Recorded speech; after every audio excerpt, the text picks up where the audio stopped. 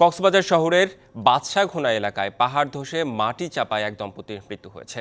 রাত ৩টার দিকে কক্সবাজার পৌরসভার বাদশাঘোনা এলাকায় এই দুর্ঘটনা ঘটে। নিহতরা হলেন মোহাম্মদ আনোয়ার হোসেন ও তার স্ত্রী মাইমুনা আক্তার। মাইমুনা ৫ মাসের গর্ভবতী ছিলেন বলে জানান স্বজনেরা। পৌর কাউন্সিলর হেলাল উদ্দিন জানান, রাতে খাবার খেয়ে নিজের ঘরে স্ত্রীসহ ঘুমিয়ে পড়েন আনোয়ার হোসেন।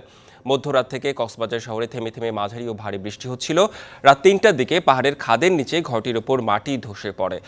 পরে খবর পেয়ে স্থানীয়রা তাদের উদ্ধার করে কক্সবাজার সদর হাসপাতালে নিলে কর্তব্যরত চিকিৎসক তাদের মৃত ঘোষণা করেন।